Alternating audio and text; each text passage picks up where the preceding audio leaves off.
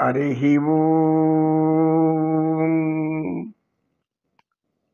పరమాత్మ పరమేశ్వర సర్వకాల సర్వావస్థలందు నీవే మాకు దిక్కు. సర్వజనులను కాపాడుతుంది. మానవులుగా జన్మ ఇచ్చావు, బుద్ధి ఇచ్చావు, జ్ఞానం ఇచ్చావు. కానీ ఉపయోగించుకొని తెలియకుండా చేసావు కొందరికి. దాన్ని ఎలా ఉపయోగించుకోవాలి, ఏ సమయంలో ఎట్లా ఉపయోగించుకోలేవు కొంతమంది తెలియకుండా చేసావు. కష్టాలు పాలు చేస్తున్నావు. నాయన కరుణ చూడవయ్యా, పరము చూపవయ్యా, మురళీ మోహన వినీల మేఘ శ్యామ. కరుణ చూడవయ్యా, పరము చూపవయ్యా, మురళీ మోహన వినీల మేఘ శ్యామ. కరుణ చూడవయ్యా. మదిలో నీ స్మరణ కలిగిన హాయిగా, మదిలో నీ స్మరణ కలిగిన హాయిగా, బ్రతుకే తీయనయై వెన్నెలయై కాయుగా, బ్రతుకే తీయనయై వెన్నెలయై కాయుగా. నిరుపమ లీలామయ దేవ, నిరుపమ గుణలీల శీల దయామయ. కరుణ చూడవయ్య, పరము చూపవయ్య. సత్యనిష్ఠుడు ధ్యానం ముగించుకోగానే రాజభటులు బూతిని లాక్కొస్తున్నారు. వినయశీలుడు తేజస్విని అందరూ గురువుగారు అటు చూడండి, మన బూతిని లాక్కు ధిక్కారం చేశాడు. రాజధిక్కారమా? అటంటే ఏంటి? ఏంది అంత ధిక్కరించే పని చేశాడు? నాయన భూతి ఏం చేశాడు చెప్పరా? గురువు గారు 2 చేతులు కట్టుకొని గురువు గారు నిజము చెప్పబద్దురా, అబద్ధము చెప్పబందురా. ఒరే నాయన, అబద్ధం ఎందుకు, నిజమే చెప్పు. ఎందుకంటే మనం అబద్ధాలు చెప్పకూడదు. చెప్పు. ఏమి లేదు గురువుగారు, నేను ఒక ప్రాంతమునకు పోయి వచ్చుచూ ఉంటుంది. అచట జనమందరూ వేచి ఉన్నారు, అనేక వాహనములు వేచి ఉన్నారు. అక్కడ ఒక స్త్రీ ప్రసవ వేదన పడుతూ ఒక వాహనం ముందు ఉన్నది. దాని మీద ఆటో అందరు. ఆ ప్రసవ వేదన పడుతున్న ఆమెకు వెంటనే వైద్యశాలకు చేర్చవలను. అయితే ఇటు చూసిన జనం, అటు చూసిన జనం, వెనక చూసిన జనం, ముందు చూసిన జనం, అందరూ వాహనములు. ఎటులో వీలు తోచలేదు. నేనేం చేయవాలో అర్థం కాలేదు. అక్కడ ఉన్నటువంటి ఈ మన భటులను అడిగాను, అయ్యా మీరు ఏదైనా కొంత వెంటనే దారి ఇస్తే ఆ తల్లి వైద్యశాల తీసుకెళ్ళాలి అని అంటున్నారు వాళ్ళు అన్నాను. ఏంటి మాట్లాడేది? నోరు తిరగకుండా కూర్చో, గమ్మనుండాలి.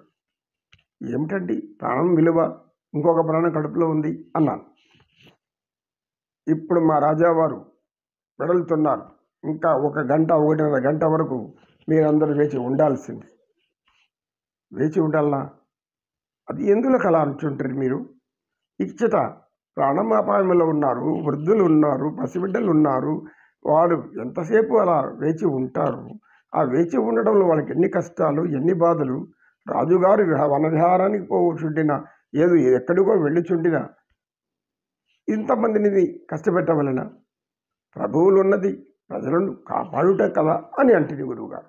వెంటనే ఆగ్రహంతో నన్ను గట్టిగా పట్టుకున్నారు. నీవు ఎక్కువ మాట్లాడుతున్నావు, లేకుంటే నిన్ను కారాగారంలో వేసి కోరడాలతో కొట్టిస్తామన్నారు. అదేమిటి, నేనే తప్పు మాట్లాడాను? అలా ఉంటే అయితే అలా చూడన్నారు. చూశాను. ఎక్కడ ఎత్తైనటువంటి పెద్ద పెద్ద ఒక 100 అడుగులు వెడల్పు, 50 అడుగుల ఎత్తు ఉన్నటువంటి చిత్రపటాలన్నీ ఉన్నాయి. ఎవరు వేరేనారు? మా రాజావారు ఈశ్వర దర్శనం వెళ్తున్నారు. ఆ ఈశ్వర దర్శనానికి వెళ్ళేటప్పుడు ఎవరు దారి అడ్డు రాకూడదు అని. ఈశ్వర దర్శనానికి వెళ్ళేటప్పుడు ఈశ్వరుడి యొక్క చిత్రపటాలు ఉండాలి. మరి అది ఏదో విచిత్ర చిత్రములుగా అంత పెద్ద పెద్ద చిత్రాలు ఎందుకు అంత పెద్దవి పెట్టారు? దారి పొడుగున అన్నీ ఆ చిత్రాలే. ఏంది? పరమేశ్వరుని దర్శనం వెళ్ళినప్పుడు పరమేశ్వరుని చిత్రాలు ఉంటే భక్తి కలుగుతుంది కదా. ఈ చిత్రం మీ రాజుగారి చిత్రం ఉంటే ఏం చేస్తుంది అన్నాను. ఓరి మూర్ఖుడా, ఏమంటారు? మాకు రాజుగారు, మా ప్రభువు, ఆయన భక్తులు ఇక్కడ అనేక మంది ఉన్నారు. అవన్నీ లేకుండా పోతే ఆయనకి ఆగ్రహం వస్తుంది. ఏమి ఇక్కడ ఉన్నటువంటి చిన్న చిన్న చిన్న రాజులు, చిన్న చిన్న సామంతులు, మరి పరిపాలకులు వీళ్ళంతా ఏం చేస్తున్నారు? నా చిత్రపటాలు ఎక్కడ? నా చిత్రపటాలు ఎక్కడ నుంచి ఒక 50 కిలోమీటర్ల దూరం నుంచి ఆలయం ముందు వరకు ఏర్పరచాలి అని అంటారు. ఆలయం ముందు వరకు పెద్ద పెద్ద చిత్రపటాలు మీ రాజు వారిది పెట్టాలా? మీ రాజు దేవుడా? ఏమంటున్నావు? రాజు దేవుడు అంటున్నావా? జ్ఞానం లేదా? అవునండి,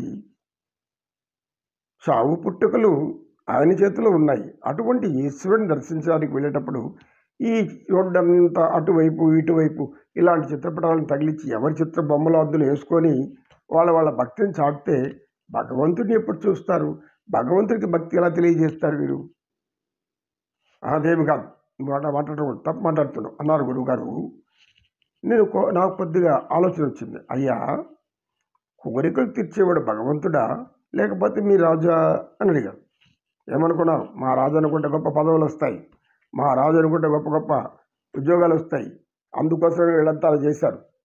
ఎవరు ఆ కింద ఉన్నటువంటి బొమ్మలంతా ఉన్నాయి కదా మానవులు, వాళ్ళందరూ కూడా రాజుగారి అనుగ్రహం కోసం రాజుగారి చిత్రపటాలు పెద్ద పెద్దవిగా పెట్టేస్తున్నారు. అది ఏమీ అంతంత పెద్దవి అంటే భగవంతు కన్నా గొప్పవాడా? ఎప్పుడు ఉంటారో, ఎప్పుడు పోతాడో, ఎవరు ఉంటారో? ఈ మానవ జీవనంలో ఈ ప్రాణం విలువ నీటి బుడగలాంటిదని మా గురువుగారు చెప్పారు అని కూడా చెప్పాను. గురువుగారు ఆయన చోవారేం లేదు, నన్ను గట్టిగా బంధించారు. అలా అనేక అనంతకాలం అక్కడ వేచి ఉండవలసి వచ్చింది. వేచి ఉండగా అంతలో ఒక వృద్ధుడు కళ్ళు తిరిగి పడిపోయాడు. ఎవరు పట్టించుకునేవారు లేరు. నేను అటుగా వెళ్ళి ఒక నీటి అది ఏదో బాటలు, ఆ బాటల్లో నీళ్ళు తెచ్చి డబ్బులు కావాలన్నాడు. సరే, నా దగ్గర కొంత ధనం ఇచ్చి తెచ్చి ఆ వృద్ధుని ముఖం మీద చల్లి తాపించాను.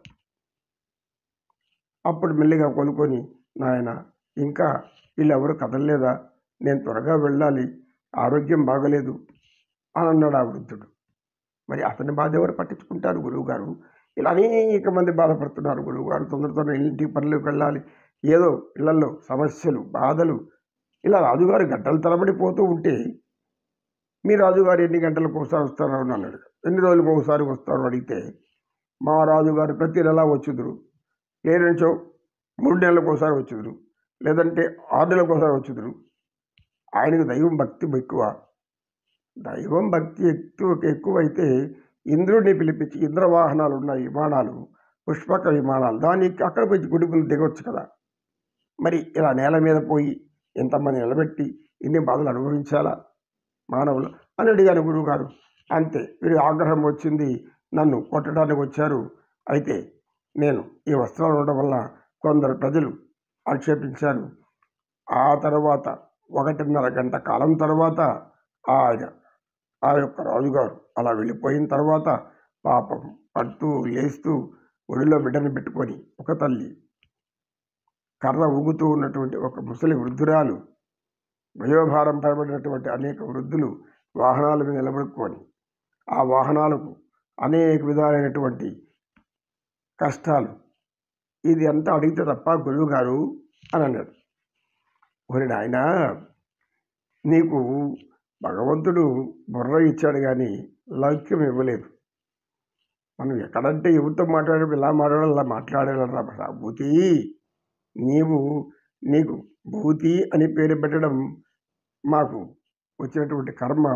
నీకు ఇక మీద విభూతి అని పేరు పెడతా. పరమేశ్వరుడు ముందర ఉంటుంది, అప్పుడన్నా నీకు జ్ఞానం వస్తుందేమో. లేకుంటే రాజుగారు ముఖ్యం కదా. ఎందుకు? ఆయన పరిపాలనలో అనేక కష్టాలు, నష్టాలు, అనేకమైనటువంటి బాధలు ఆయనకి ఎన్ని ఉన్నాయో, ఆయన బాధలు, ఆయన సమస్యలు, ఆయన ఇవన్నీ బాధలు పెట్టుకొని భగవంతుడి దగ్గరికి వచ్చేటప్పుడు మనం అడ్డు ఉండకూడదు కదా. అది కాదు గురువు గారు, వేరే మార్గాలు ఏర్పరచుకోవచ్చు కదా. వాహనాలు ఉన్నాయి కదా, గాలిలో పోయే వాహనాలు, అందులో వెళ్ళి అక్కడ దిగొచ్చు కదా. ఎందుకు? ఈయన 50 కిలోమీటర్ల దూరం వరకు ఈయన చిత్రపటాలన్నీ వరుసగా చూస్తూ వెళితేనే అప్పుడు ఆ రాజుకు ఆనందం. అది మనం తప్పు పట్టకూడదు. ఎందుకు? ఇలాంటివన్నీ సహజం. కలికాలం, అందులో చలికాలం అంది మనకు ఇంకొక కాలం. కనుక ఈ కష్టకాలంలో మనం ప్రభువులను విమర్శించరాదు ఆయన. ఎందుకంటే రాజుగారు అనే ఆయన ఆ రాజకార్యం భగవంతుని చూస్తూ వెళ్తాడు. కానీ దారి పొడవునా ఆయన చూసుకుంటూ వెళ్ళిపోతాడు, కానీ భగవంతుని నలభై ఏం చూస్తాడు, భగవంతుడి మీద నిలబడుకుంటాడు. ఎందుకు? నేరుగా ఆయనకి ప్రవేశం. భక్తులకు మాత్రం కొన్ని గంటలు, కొన్ని రోజులు, ఇలా ఎన్నో ఉంటాయి. మరి అర్థం చేసుకోవాలి నాయన రా భూతి. నువ్వు అర్థం చేసుకోకుండా ఇలాంటి వాడు తలదూర్చొద్దు. మన సంబంధం లేనివి. మనం ఆశ్రమవాసులం. మనం జ్ఞానం వరకే ఉండాలి. అజ్ఞానంతో ప్రవర్తిస్తే మన ఒళ్ళు ఆ అజ్ఞానంతో దాన్ని అనేక వాతల పడేలాగా కొడతారు. నిన్ను తీసుకెళ్ళి కారాగారంలో వేసి నిన్ను తప్పించుకొని వచ్చినావు. ఇంక మీద ఏం జరగదు చూడు. అయ్యా భటులారా, మీ రాజుగారికి ఏమిట మా భూతి ఏమి అడ్డు చెప్పడు, వాడు ఏమి విమర్శించడు, దయచేసి వదిలిపెట్టండి అని అడిగాడు రచనిష్ఠుడు. దాంతో ఇది మొదటి తప్పుగా క్షమించి వదిలిపెడుతున్నాం, జాగ్రత్తకి వీటి బయట పంపదండి ఈ భూతిని అని చెప్పి వెళ్ళిపోయారు. లోకం తీరు ఇలా ఉంటుంది. మరి మానవుల బాధలు ఎవరికి కావాలి? భగవంతుడే పట్టించుకోవాలి. అపద్బాంధవ అనాథరక్షక గోవింద గోవింద. ఏడుకొండలవాడ వెంకటేశ్వర. లోక కళ్యాణం అంటే ఇదే నాయన గురు స్వామి. ఈ లోక కళ్యాణం, మానవుల కళ్యాణం చూస్తూ ఆనందిస్తున్నావు. ఆ ఏడుకొండల మీద అవస్థలు పడుతున్నాడు మానవుడు ఇక్కడ. గోవింద గోవింద. కృష్ణం వందే జగద్గురుం.